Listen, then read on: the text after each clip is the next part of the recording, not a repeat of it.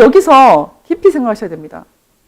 지금 이 정권이 끝내고 싶어하는 전쟁, 북한 사람들이 70년 이상 계속 하고 있는 이 무서운 전쟁, 그 전쟁을 끝낸다는 것은 대한민국 사람들이 쓰고 있는 이 강력한 동맹이라는 우산, 한미 동맹이라는 우산을 벗기겠다.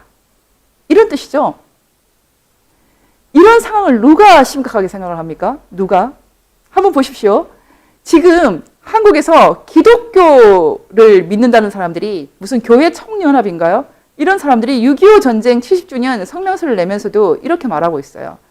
정부는 휴전 상태를 종식하고 평화 체제로의 전환을 위해 보다 적극적으로 행동하며 주변국의 대화와 협력을 통해 평화 정착의 대로를 평탄하게 하라. 이게 지금 한국 기독교 교회의 수준이에요. 이 말이 왜 무서운지 아는 사람이 없습니다. 쉽게 말해서 휴전 상태를 종식하고 평화 체제로 전환한다는 것은 북한 김일성 체제가 70년 이상 계속 벌이고 있는 그들의 전쟁을 끝내주겠다 이 뜻이에요. 그들의 전쟁을 끝내는 것은 우리가 쓰고 있는 안보의 우산을 우리가 버리는 것을 의미합니다. 여러분 이게 무슨 뜻인지 정말 알고 있습니까? 조금 더 구체적으로 얘기할게요. 이 지금 사임 의사를 표현한 김현철 통일부 장관이 통일부 장관 되기 전에 무슨 일을 했느냐. 제가 여러 차례 얘기했지만 평화협정 시안을 만들어서 중국과 상의를 했어요. 그 평화협정 시안을 보면은 제1조가 전쟁의 종식입니다. 전쟁의 종식은 이 평화협정만 딱 이렇게 시동이 걸리면 이 협정이 발효와 동시에 효력이 상실된다. 정전협정이 사라진다. 이렇게 말했어요. 6조는 너무나 구체적인 얘기가 들어있어요. 이 평화협정 시안의 6조는 이렇게 되어 있습니다. 협정이 발효되면 90일 이내에 유엔 안보리 결의를 통해서 유엔군 사령부를 해체하는 데 동의한다. 이렇게 되어 있거든요. 여러분 사람들이 계속 거짓말을 해요. 하태경 씨 같은 사람도 계속 거짓말을 하는데 유엔군 사령부 해체가 주한미군 철수와 관계없다. 그건 정말 말도 안 되는 거짓말입니다. 이유가 무엇입니까? 유엔군 사령부라는 것은 다른 말로 국제연합군 사령부예요. United Nations Command라고 하는 이 UNC라는 것은 UN 기구가 아닙니다. UN 기구가 아니에요.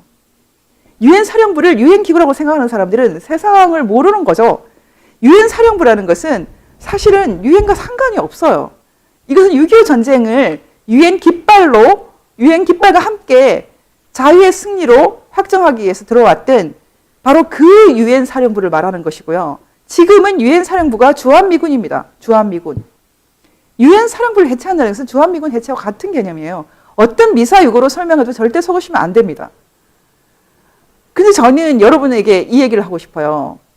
여러분 정말로 평화 하는데 지금 이 정권과 북한이 말하는 평화라는 것은 바로 이 안보 우산을 다 버리는 거예요. 여러분 자신 있으세요? 그러면 버리세요. 제가 오늘 이 책을 냉전의 역사라는 책을 잠깐 소개하겠습니다. 냉전의 역사. 이 책에 참 재미있는 표현이 들어있어요. 어떻게 되어 있습니까? 전쟁은 어떻게 끝나는 것인가? 전쟁은 어떻게 끝나는 것인가? 전쟁은 축배와 함께, 춤과 함께, 한호성과 함께 끝나는 것입니다. 전쟁이라는 것은. 전쟁이라는 것은 이제 만나지 못했던 이산가족이 만나는 것이고요. 북한으로 끌려갔던 납북자들이 돌아오는 것이고요. 그리고 국군 포로가 돌아오는 것이고요. 전쟁이 끝나면 고향에 돌아갈 수 있는 것이고요.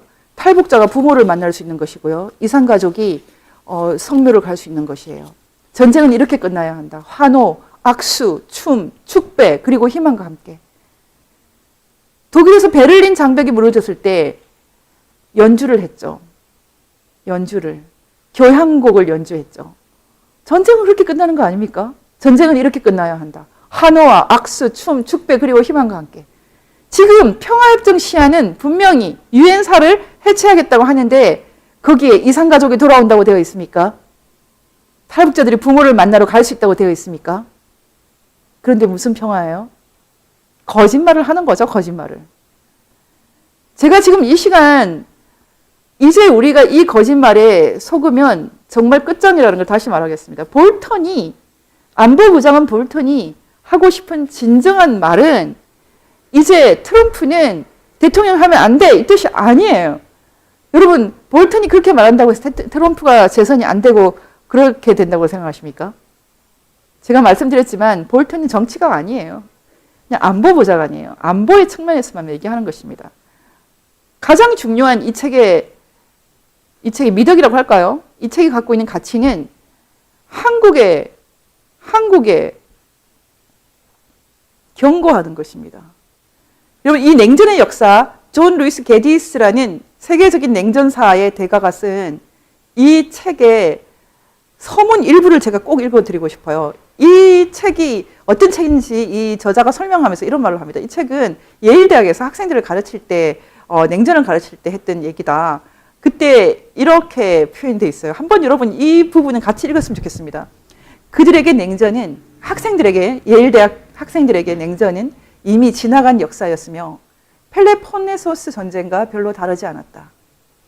그러나 학생들은 지난 반세기를 지배했던 거대한 경쟁 관계에 관해 더 많이 알게 되면서 거의 모두가 매혹되었다. 상당수는 질급했고 그중 몇 명은 대개는 쿠바 미사일 위기에 대한 강의를 들은 뒤에 몸소리를 치면서 강의실을 나간다. 으악 소리를 지르면서. 그들은 하마터면 큰일 날 뻔한 걸 전혀 몰랐네? 라고 외치고 그 다음에는 어김없이 와 굉장한 걸? 이라는 말을 덧붙인다. 이들 냉전 이후 1세대에게 냉전은 지나간 일이기도 하고 위험한 일이기도 하다.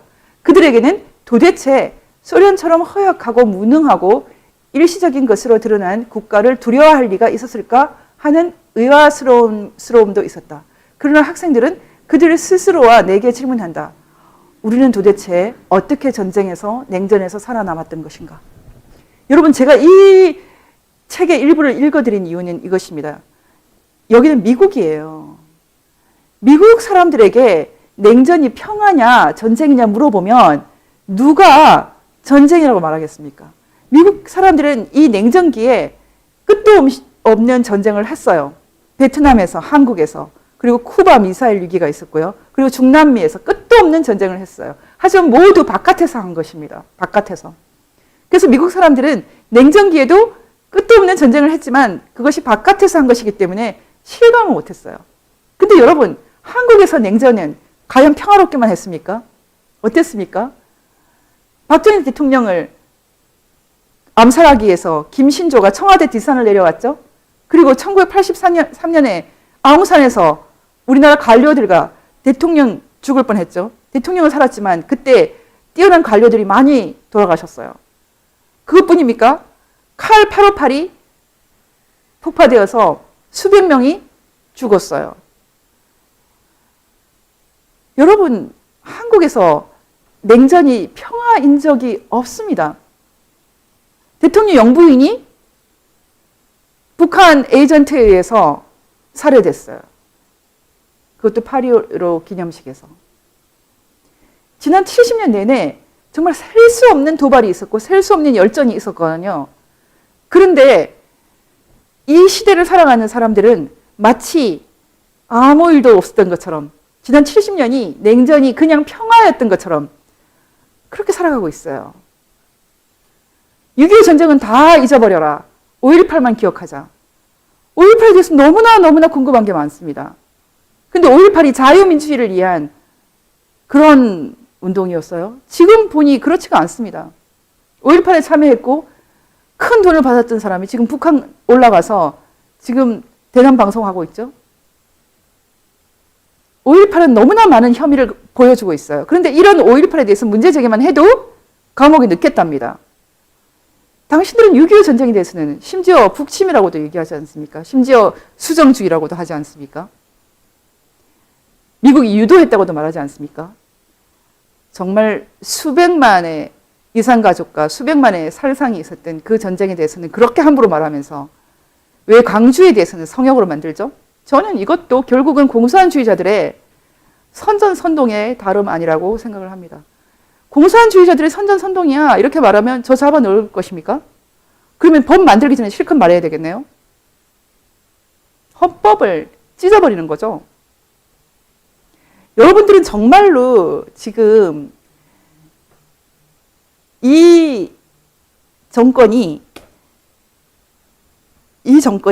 정말로 혁명 정권이라고 생각합니까? 촛불 혁명 정권? 박근혜 대통령을 감옥에 넣고 혁명에 성공해서 헌법을 찢어 발겨도 아무도 비판할 수 없는 그런 혁명 정부라고 생각하고 계세요? 그런데 왜 헌법 하나 못 바꾸고 있죠? 그래서 헌법 바꾸고 법률 마음대로 바꾸려고 부정선거한 것입니까? 그게 세상이 그렇게 녹록하게 돌아간다면 또 돌아가겠지만 제가 보기에는 그렇지가 않습니다. 지난 70년 이 안보 우산을 쓰고 이 나라 사람들 5천만이 한 사람 한 사람이 참 강해졌죠. 지적으로, 영적으로, 감성적으로, 신체적으로. 정말 큰 위기가 감지되면 가만히 있겠습니까? 여러분, 제 얘기가 복잡합니까? 제가 간단하게 요약해 드리겠습니다. 이 한반도에서 냉전은 평화시가 아니었습니다. 전쟁시였습니다. 하지만 대한민국 사람들은 자신들이 평화시를 살고 있다고 착각하고 있습니다. 그리고 심지어는 이 평화가 영구히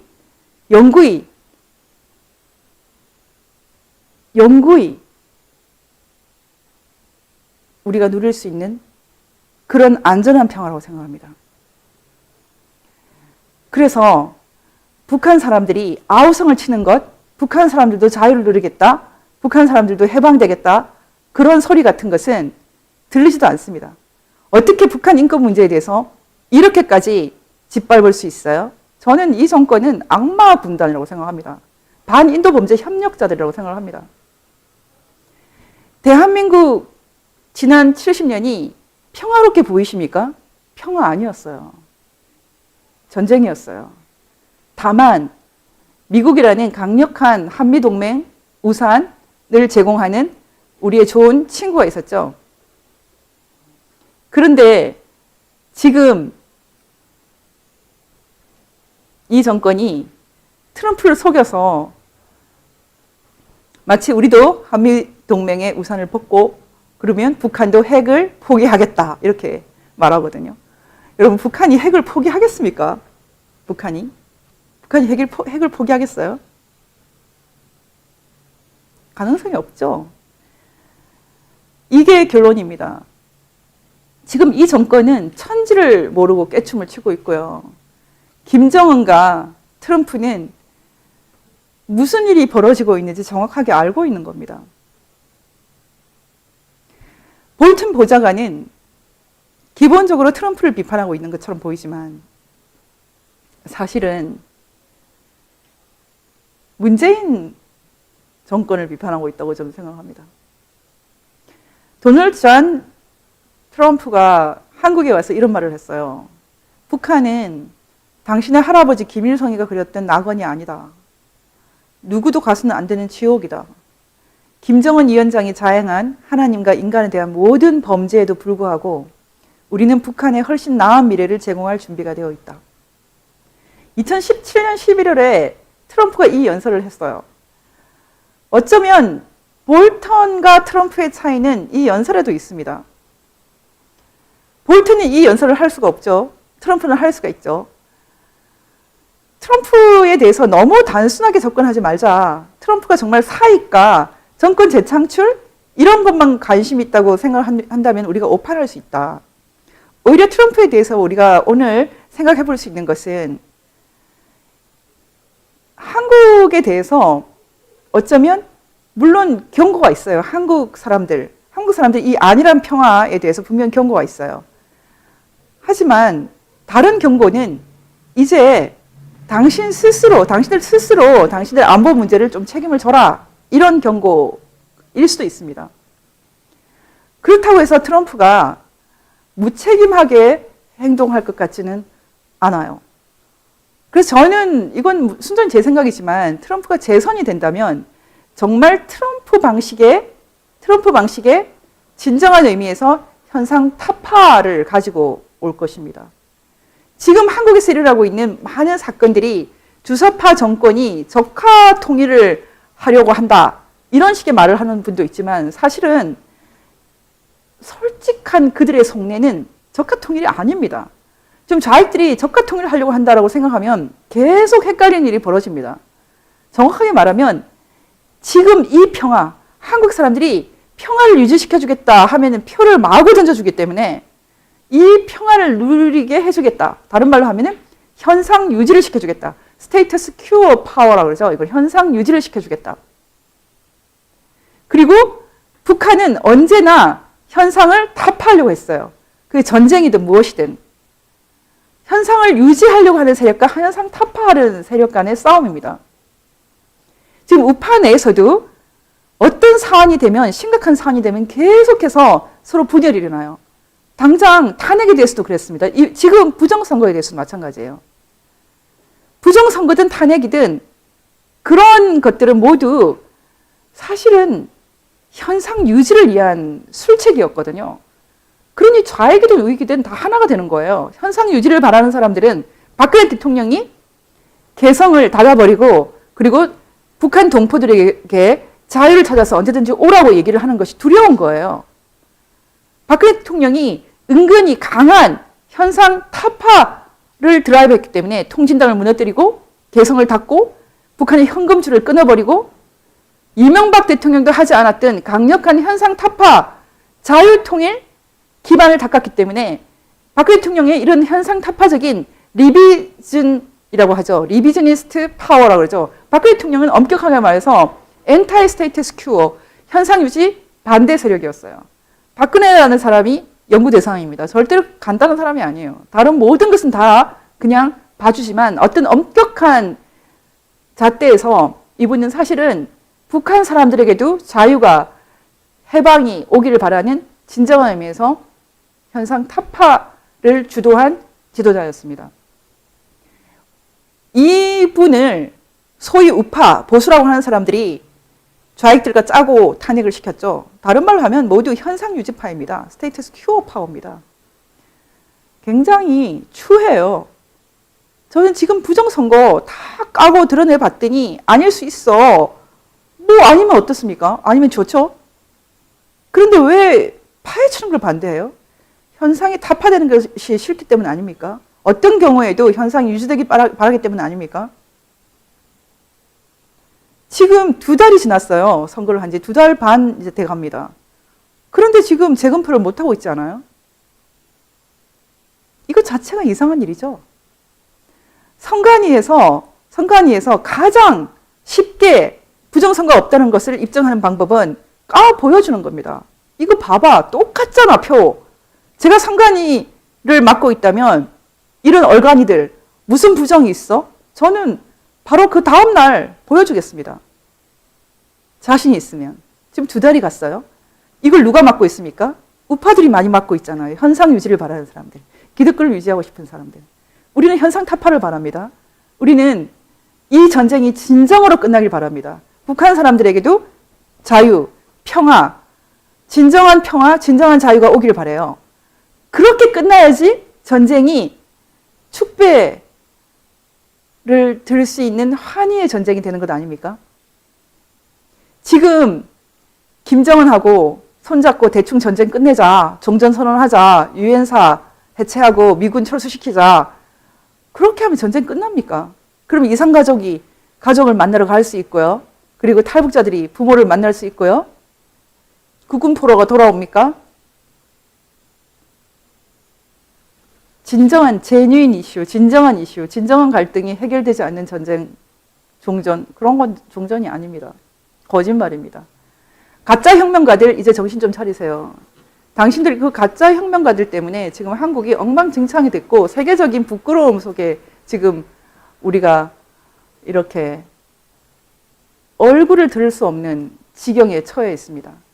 여러분도 이제 머리를 깨끗하게 하고 정신을 똑바로 차리고 이제는 트럼프가 재선이 되든 안 되든 지금 제2의 냉전 종식이라는 키워드는 없어지지 않을 것이다. 트럼프가 되든 조 바이든이 되든 이 중국의 이상한 1대1로 이상한 권위주의, 북한의 저 이상한 독재 쉽게 유지될 수 없을 것이다. 여러분, 그게 정말 안 보이세요? 저는 보이거든요.